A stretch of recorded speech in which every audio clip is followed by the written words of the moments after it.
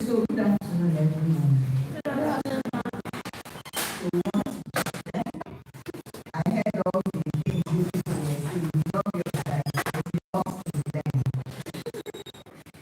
My sister that is talking about ZPMOS and in what do you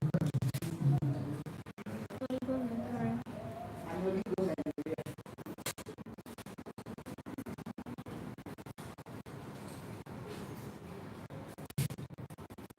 there's a way to have to know when you will ovulate. If you do ovulate, you know that's the problem.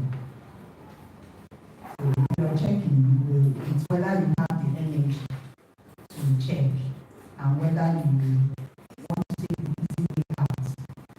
Because that's the problem we have.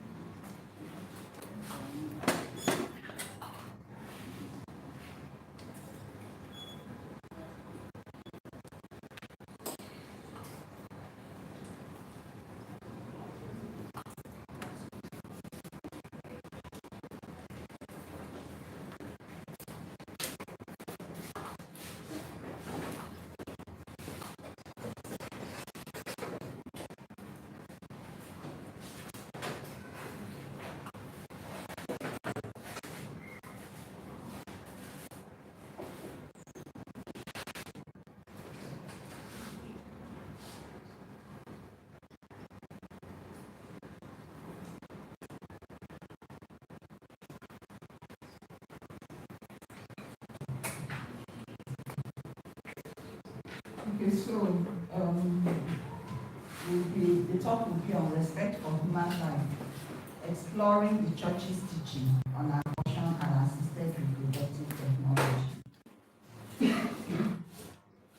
So we follow the following outline. Look at respect for human life first. We try to define the few terms. Then we talk about the church's teaching on abortion.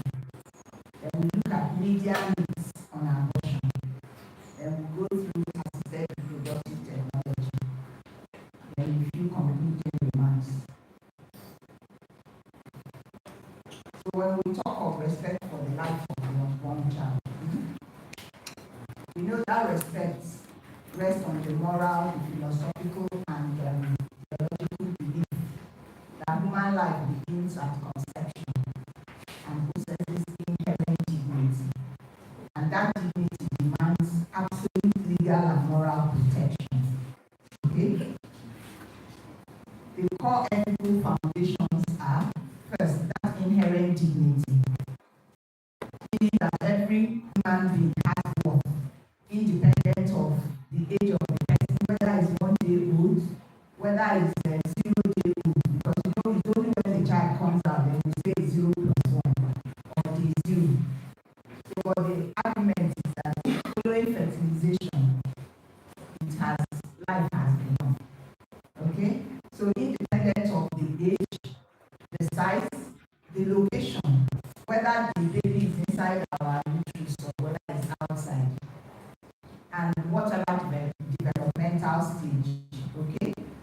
Then also we talk about the genetic identity, because you know that following fertilization, the egg and the sperm, chromosomes from this side and this side have already joined together. So the complete human DNA code established at fertilization, and that marks the biological start of an individual life. Also, according to the pro-life group, they argue that differences in size, level of development, environment, or degree of dependency should not alter a fetus's essential personhood. Because all of us sitting here now, we started from a single ART guys will tell you that life has begun. I mean, without ART, maybe some people still argue when does life begin, but we'll get to that. So let's start by defining the terms. When we talk about abortion, we mean termination of pregnancy. Okay? But then it could be spontaneous. And so people prefer to use the word miscarriage for that one. Because whenever you talk about abortion, the first thing one thinks about is induced abortion. Okay? So whether you're talking of miscarriage or not, that is just a social thing. So now some of the texts of miscarriage. Okay? When I read, it was abortion that was there. So the induced abortion is that one that is intentionally terminated.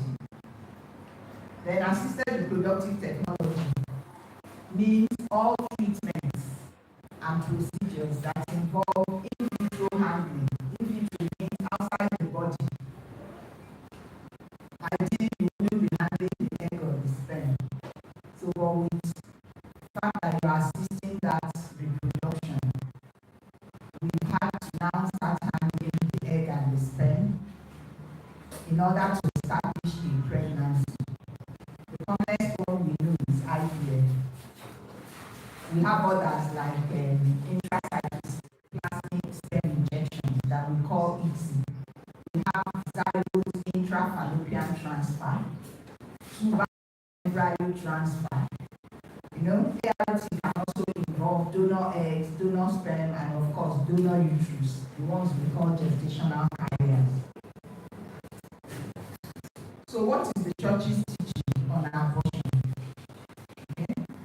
There's this point in the Bible that says, before I formed you in the womb, I knew you, and before you were born, I consecrated you. Okay? So I think that's Jeremiah 1:5. So what the church is teaching that every human individual has an inalienable right to life, which starts at the moment of conception.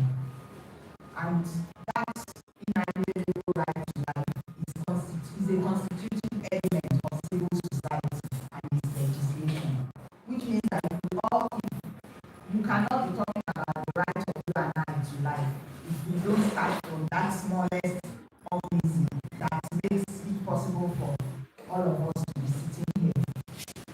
So that when the state does not place its power at the service of the rights of everyone, and in particular of the most vulnerable, including unborn children, then the very foundations of the state, based on law, become undermined. And this right, it doesn't depend on any individual. It doesn't depend on your parents. All right? It doesn't represent a concession made by society or the state. It's not because they made a law, maybe like in the US, abortion is more permissive in our country. It is not. No. The point is that the fact that they permit it in some countries doesn't mean that it is right. Okay? That society decided to make a law that is unjust doesn't say that that is the correct thing. And so I heard when we were saying that somebody was asking a question and saying, as a Catholic, it has nothing to do with you as a Catholic. It just happens that it is Catholics that are insisting on what is right. It covers for everybody. The fact that as a Pentecostal or Anglican, they don't frown too much, and somehow we found ourselves as Catholics, and so we carry it on our heads. It doesn't mean that what the Anglicans or these other people do is correct. It doesn't reduce the fact that a sin is a sin, whether we all agree that it is not. Okay? So that right belongs to human nature and is inherent in the person by virtue of the creative act from which the person took his origin. So the right to life is right from, it has nothing to do, let's put it, not so much of religion, as because even traditionalists believe that you should not kill. Okay? So as a consequence of that respect and protection, which must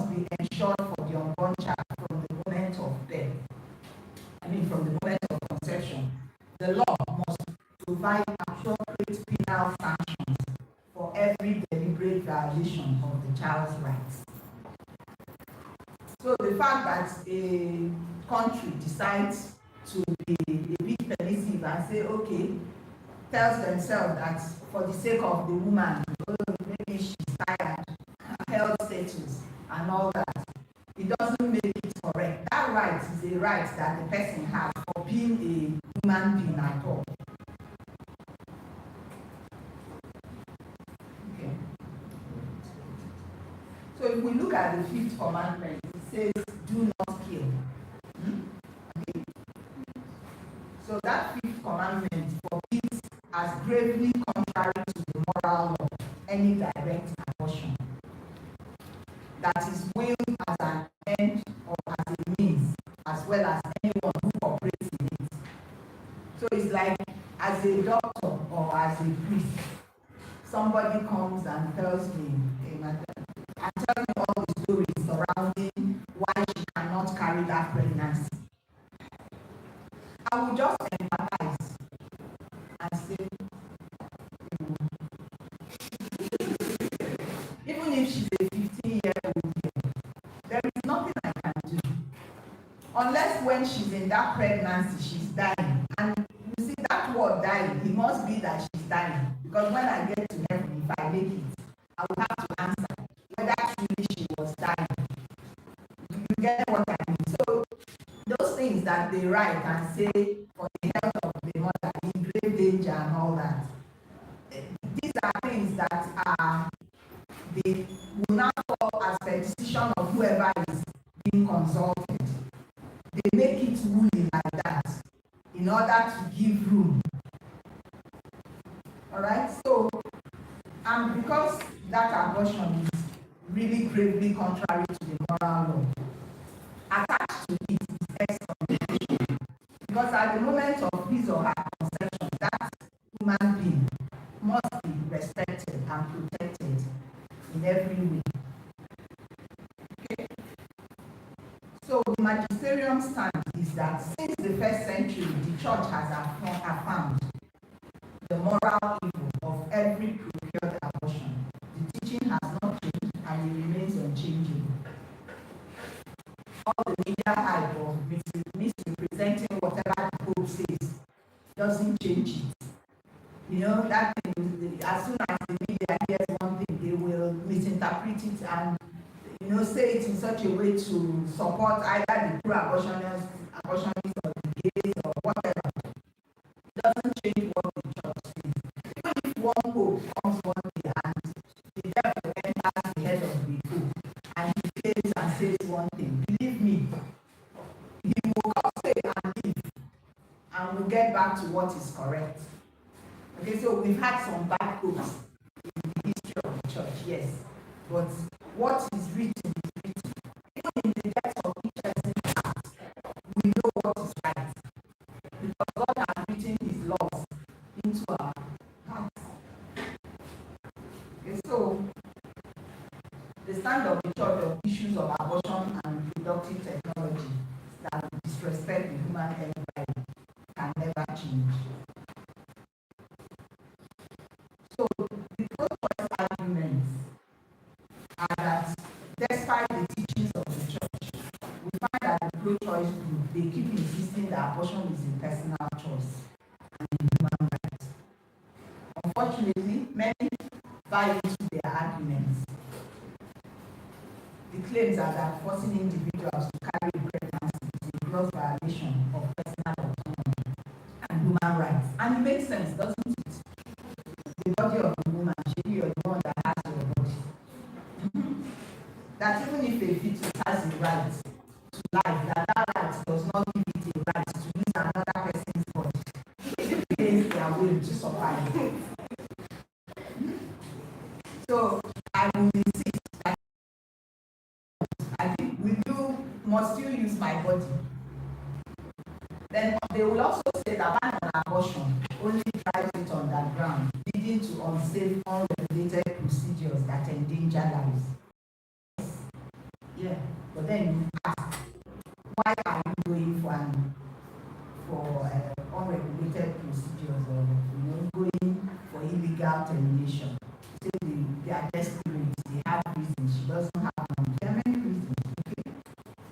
And then they also argue that carrying an unwanted pregnancy or dealing with severe fetal abnormalities or maybe following rape or sexual assault, that it will cause psychological trauma and affect the woman's safety and individual liberty. These are all arguments that the pro-choice.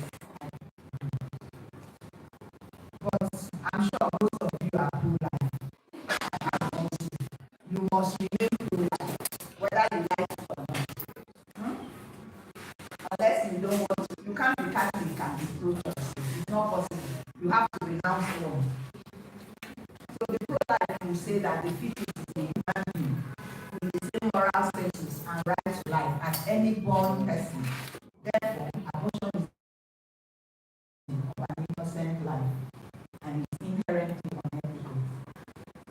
That fetus possesses the potential of personhood. So, since that fetus grows, experiences life, is conscious, so it's morally wrong to deprive it of that future. And one very important point is that sexual activity carries the natural biological risk of pregnancy. So if one engages in sex, it means the person is making a deliberate choice, and so should be responsible for the life they help create. So you cannot come and say, this thing, my body was doing me somehow. The boy will say, the girl was attracting me. Me, I did not want to do. Then you get pregnant and you people are talking about, should I remove it or shouldn't I remove it? The man is not supporting me. My husband did not bring money. I'm sure prior to that, there were, you had you knew that these problems were there. Okay? Besides also, there are alternatives to abortion. You can give up that child for adoption. The only wahala is that you must carry that child, because the child will not carry itself. So let's look at the media needs on abortion. This is from Brian Close of the Human Life International. The first thing is that the religion say the media pretends to be not to be biased. However, we know that they are. Most of them are pro-choice. Okay? So they tell us that the world population, that the world is overpopulated, so we must have abortion and birth control. I don't think we still believe that. You guys will come up enough to know that it is not true. Most countries, including many developing nations, now have women have fewer children. Okay? Because they have to go to school. Healthcare is improved. People now have 2 or 3 children and they are done. Okay? Also, the population is aging. Many wealthy nations, they now have very few young workers that are supporting the older generation. Okay? So we don't have too many people. We now have too little young people and many old people. So we should even have more children so that we can have more.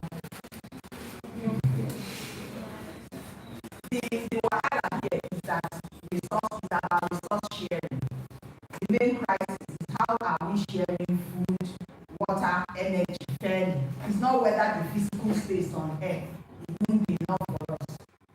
It is. Remember they said God said we should go and multiply and dominate. So you see, even if it's ocean, we can convert it to people. So that is not the issue. Then the second myth is the gist about the maternal death from illegal abortion is so much. When you put on the radio or wherever, whichever media, and they're telling you 2 million people die every day, you make up unicorn and things like that. But it's usually inflated. That is when they want to argue on the side of that issue. We're not saying that women are not dying from abortion, but they inflate it in such a way so that they will encourage people to, like in our own country, to legalize the abortion. Okay? So that the number of deaths from illegal abortions are usually inflated by the media, with figures pulled out of the air. Okay? So globally, the numbers have generally stabilized or 8 to 13% of all global maternal deaths. But of course, most of those deaths are in our own part of the country, of the world, let's call it like that. Low and middle income countries, almost 97% of all unsafe procedures are in our own side. So the third myth says abortions are necessary for rape, for incest, birth defects, and to save the life and health of the mother. So, but the real reasons why women prepare abortion are mainly because they can't afford to have another baby. They don't want the responsibility. They feel right. They feel I've had enough. I don't want to.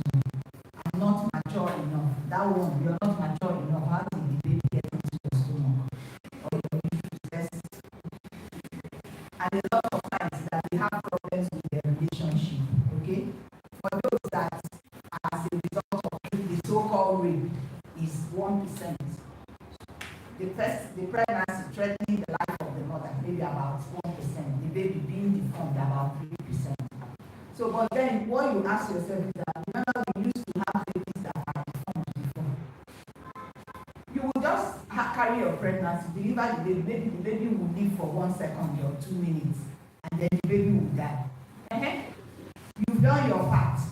It's not your duty to say, okay, that mentally, that I am not I have mental issues because I have seen that baby is deformed.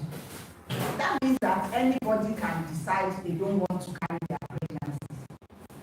Because just the thought of I don't want, remember it has become a psychological problem. So if we really insist on for the health of the mother, if a woman comes and says, I don't want to have another baby, already she has a reason. If you say, okay, is she healthy enough? She's not now because she has mental health issues. So these figures are from the Guttmacher Institute. It's a research group that works closely with Planned Parenthood. The values may have changed now, but it will be just in very little.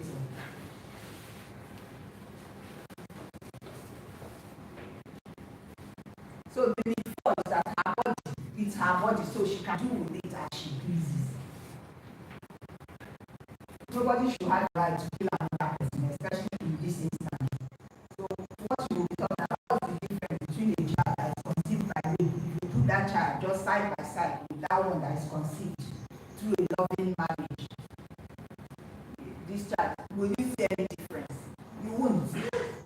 Okay? So it's her body definitely, but where there is another person inside, she cannot do with it as she pleases.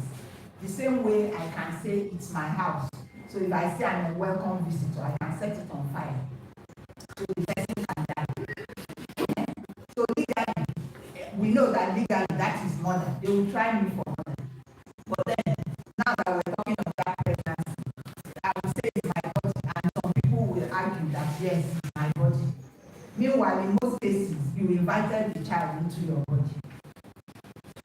So from a scientific point of view, it's not part of our body. Because if we look at it, the child may have a different blood type. The child may have a different race. According to our physiology, the mother's immune system will recognize that fetus as non-self. The baby can die without the mother dying, and vice versa. Okay? So the baby also initiates a process that culminates in leaving the mother's body. That is aspect, delivering that baby. And there is no other part of your body that does that. Your hand cannot suddenly want to come out of your body. So can we really say that it is her body in that sense? Okay? She's just housing that baby. Yes. The fifth myth is that they say that we really don't know when life begins. But you know it's not true now. Life begins at conception, following fertilization. And that has always been the teaching of the church. Even ART, like I said earlier, will confirm it. And they bring on them to the death sentence. Even sickle cell disease that we know that many people have class and they are doing well. You see people who they do prenatal diagnosis. Once it's SS, they will ask for abortion. So procedures that are carried out on the human embryo, which respect the life and integrity, and do not involve disproportionate risks directed towards its healing, that improves its condition and health or its individual survival, is also morally listed. So that, sometimes you can do procedures on the embryo while still in the uterus. And those things are okay. But the point is, anything that you will do, that you know that when doing it, that baby will kukuma die, and then you will now have reason to abort it. Also, it's immoral to produce human embryos that are intended for exploitation as disposable biological materials. Okay? You know that in IVF, what we do is you have surplus embryos. We do cryopreservation so that the woman, especially in our own part of the world, where IVF is expensive, they pay out of pocket. So that should that one fail, you can now replace it again and all that. So certain attempts to influence chromosomic or genetic inheritance are not therapeutic, but are aimed at producing human beings that are selected according to sex or other predetermined qualities. It's happening. Color of the eyes and all that. You just manipulate the genes and get the particular fetus you want, and then you. So such manipulations are contrary to the personal dignity of the human being and his integrity and identity, which are unique and unrepeatable. So a child is not something that is owed to anyone. God doesn't owe us a child. Remember, it's a gift. The supreme gift of marriage is a human person. A child may not be considered a piece of property with the notion that parents think that they have a right to a child. It's only the child that has a genuine right to be the fruit of the specific act of the conjugal love of his parents, and the right to be respected as a person from the moment of his conception. So we as parents, we don't have a right to a child. So that when, for whatever reason, you can't have a child, you don't look for that child as if, how can I not have a child? Is it only me? No way. That's not how it's meant to be. But of course, we live in society and we have our consciences. So according to the church, the teaching on sterility is that physical sterility is not an absolute evil. Spouses who still suffer from infertility after exhausting legitimate medical procedures should unite themselves with the Lord's cross, the source of all spiritual. They can give expression to their generosity by adopting abandoned children or performing demanding services for others. And that is it. Yes, of course, it is that thought that we have a right to a child. That is what is driving a lot of these things of IVF and things like that. People will sell all their properties just to go for that. And the fact that you see that many people, they say, I went for IVF, I got it. If you ask how many times we have gone, and the stress and the wahala of that IVF, it's only those that have gone before that can tell their story. So to conclude, induced abortion is the intentional killing of a life and nothing whatsoever you can't give a reason why it should be done. Yes, ART has revolutionized infertility management, giving couples their own genetic children, but it has also brought about many ethical and moral issues, like provision of surplus embryos, cryopreservation, research on embryos, genetic manipulation, discrimination on children with anomalies, and increased abortion rate, the issue of surrogacy and exploitation of women and women's bodies. I can keep listing them.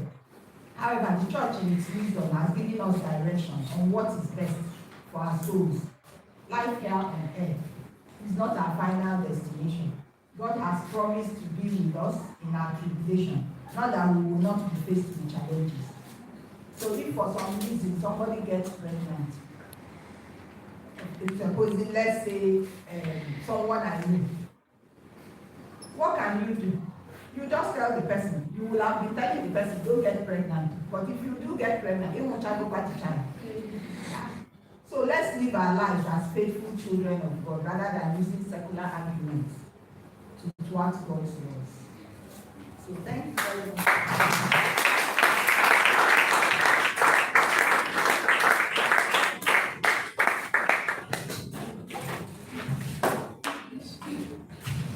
Here comes. Well, thank you very much for this wonderful topic and insight you gave for us. So it's time for questions. So calm down, calm down. Calm down, calm down. Okay, so if you have a question, kindly raise up your hand. 1, 2, 3, 4, 5, 6, 7, 8, 9, 10, 11, 12. Raise your hand now, wherever you raise silent. 13. Any more? Merit, I will put you 14. Okay, so we have like. The first question, number 1. Thank you very much, ma'am, for the enlightening talk. Okay, so I have 2 questions. The first one is, I've heard this statement a lot, and you mentioned it today. So I want to know what it means, that every marital act is geared towards procreation.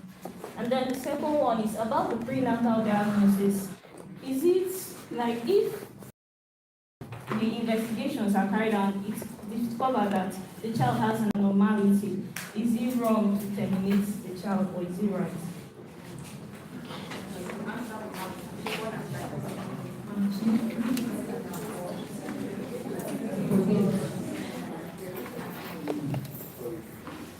So the first question is hearing about Every marital act geared towards procreation. yes, every marital act is geared towards procreation. If you meet every act, remember that fertile and infertile periods in the woman is how God has created you. So if you meet with your husband and you have judged it to be fertile or to be infertile, and it was fertile, you get pregnant. Did you get it?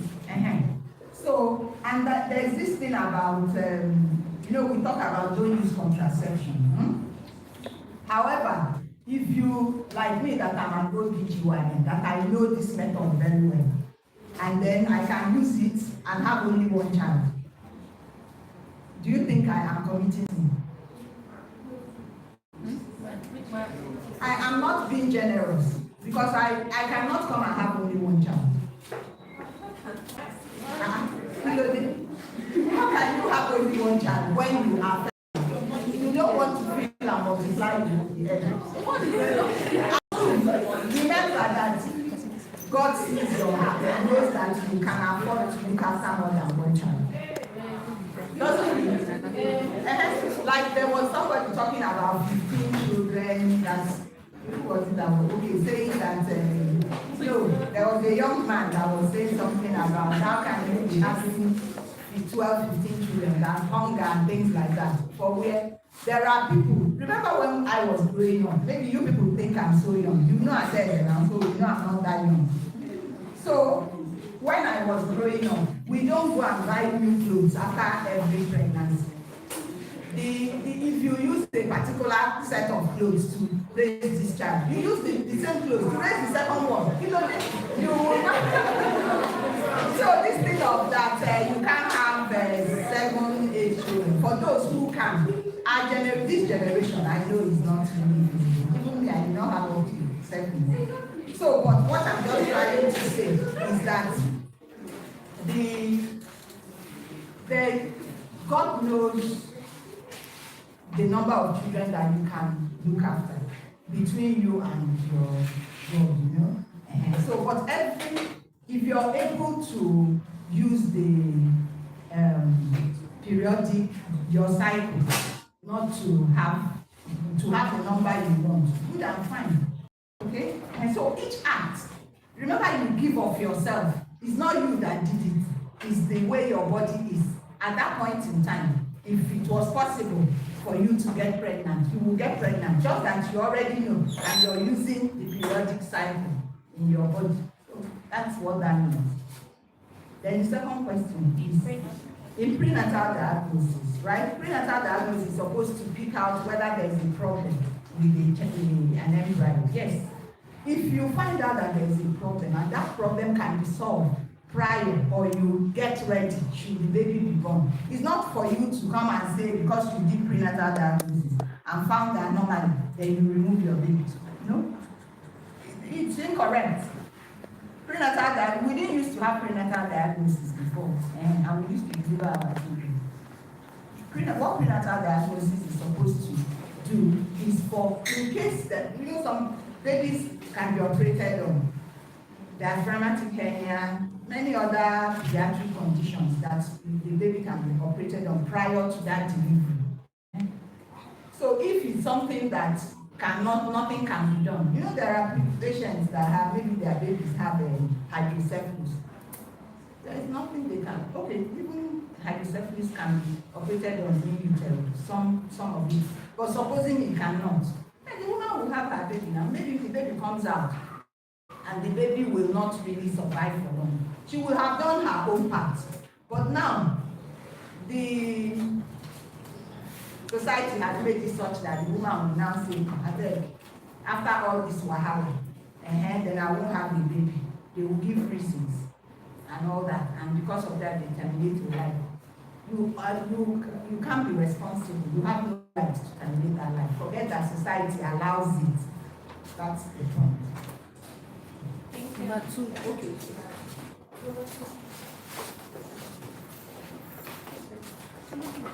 You can see my back.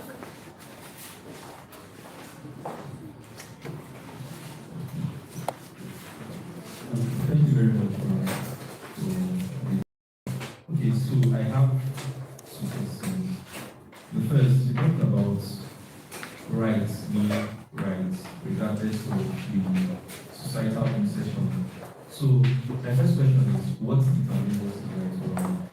If everybody here can agree that something is right, you said that it can still be wrong. So I want to know what determines what's the right or wrong.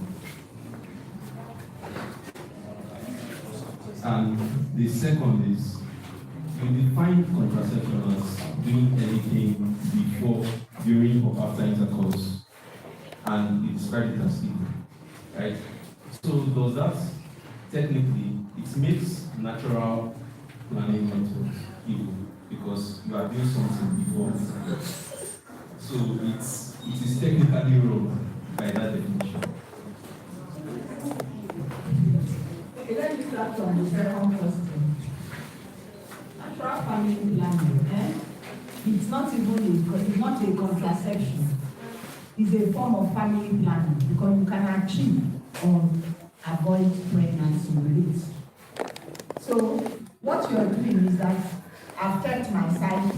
I know what my cycle is. We are not ready yet for the pregnancy. So I will rather we enjoy ourselves in those periods that I'm unlikely to get pregnant. So you have not used anything to prevent anything at all. You just, as a couple, decided that you can even say we don't want pregnancy anymore. That we say you're limiting pregnancy or you're preventing pregnancy totally. Why I said it's the fact that there is a sacrifice in it makes it acceptable even to God. Because you could have said, okay, even in those periods, do you know why natural family planning, many people don't use it? The reason is that they cannot afford whatever it is they say they are feeling in their body.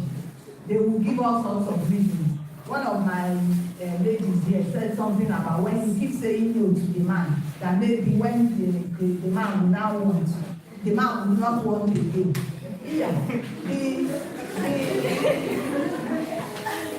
It's supposed to be that together you agree. Yes, it may be difficult because you know in our country the women have those status. Okay?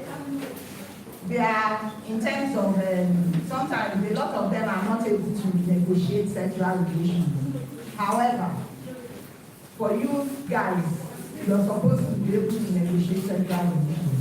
Because before you marry somebody, you will have known the kind of person he is. It's not like I will change this person. No such thing. People don't change you. If the person doesn't respect you during your courtship, then courtship, what? If he doesn't respect you, he's unlikely to respect you. If he has views that are totally different from your own, don't think that tomorrow you will be able to convert him to her.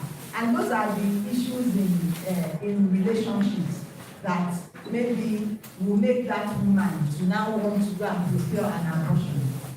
Okay? Then the second, I think what was your second question? The first one, because it's the second one that I have answered. The first one had to do with right. What makes something right or wrong? We know what is right now and what is wrong. This one, let me tell you, when there is something and they say, you know this thing about they say relativity, that nothing is totally wrong and nothing is totally right. That is the argument of the devil. You know that right and nothing is totally wrong. If you're talking with somebody and the person starts going to that end, just end the discussion because you know that it will never, the person will never agree with you. You just say your own piece and move on. You get what I mean? What is right is right. Not even as to whether you go to church or not. My grandmother, who never went to church, she will know that to kill someone is bad. Even they will tell you that you see all the benefits. If it's not in your way, you should leave it and pass. You get what I mean? So, in terms of right and wrong, it's written in our hearts. Even those people that you think are hard and they are hardened, if you get them in the times when they are a bit saved, they will tell you that, well, let's not discuss it, because they have other reasons why they have those stances. Okay? Does it answer the question? Yes. Okay.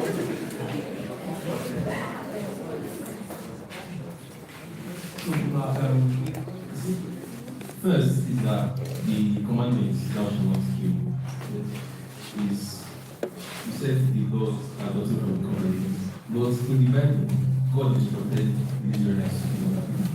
And then you said that how you know if something is good that is in your heart. There are some societies where it is not wrong to kill people. There are conservative societies. And someone that grew up in such a society will not see anything wrong in killing someone. And that's why it's important that laws are made. If that kind of person is from that society, if the person will then have to remain in those their societies, the person cannot move to that society. So that person now, is the person doing wrong by killing someone? Well, that is why I said you cannot totally judge somebody. That's you, you and I cannot judge the intention of somebody. But you will not say that supposing you such a person, you know such a person, and the person doesn't believe that killing is bad. Okay? You want to know why do you think that it's not bad? It becomes your duty to educate the person that if you were killing in that other area or the society you came from, that there must have been reason. Remember that even in the Bible, the Israelites in those days were killing, were they not? Maybe they would go to war and they would kill before Jesus Christ came. So if somebody is arguing on that line, you have many things to support your own claim that life is sacred. Remember, even all over the world, yes, we talk of if like this terrorist, when you hear that they kill somebody, me personally, I want to, I wish we will catch them, we will castrate them, kill them. But then, you know that killing is bad. The church will still not agree that you should kill. Even though me, my room, I would say this person is best guy. So, but it's not your job to take a life.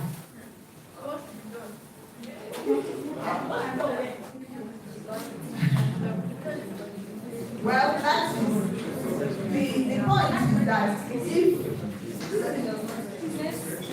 if that question, let me not answer. But I will tell you my personal, sometimes one's personal opinion may not be the correct thing, okay? Because you feel that this person wicked, how can kidnap somebody, maybe rape and kill and all like that. The person is ready just to shoot and kill. But when you shoot and kill those kind of things, they haven't suffered anything. Like somebody that raped somebody. Me, I prefer that you castrate the person is bleeding and we will all. Anyway, let's not go that way.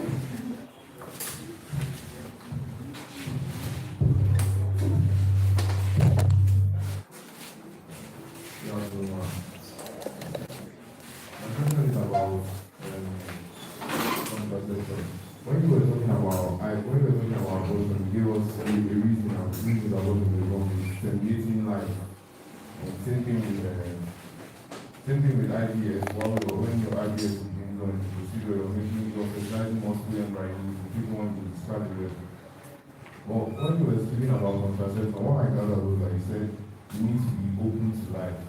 Like it's almost like it's because the church says it's more like because we are saying you should be open to life, that's why you should not do it. There's no reason. I'm not that's what my question is. Consoling himself.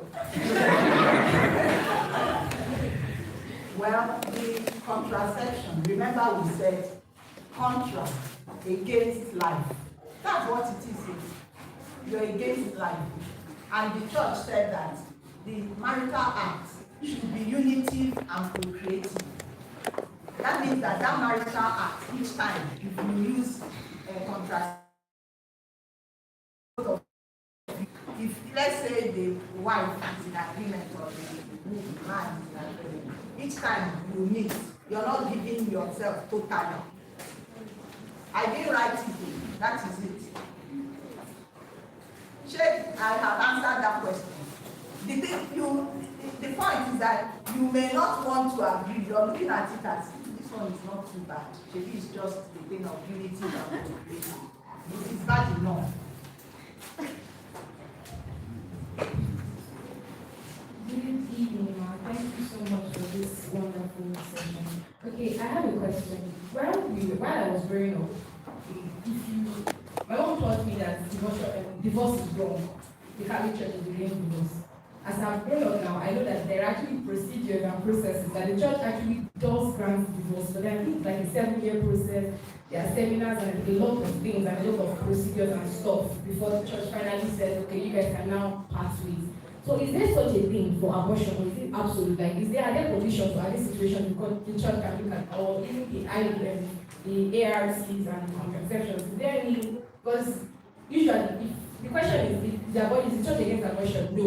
Is the church against abortion? Yes. Is the church against divorce? Yes. But then, are there clauses that are usually not said? Okay, thank you. One is that the church does not allow divorce. Those people that you see that we think they divorced, they did not divorce them. These were annulled. That means that they were never married. They were doing boyfriend, girlfriend. Even if you took 10, 15 years before that annulment.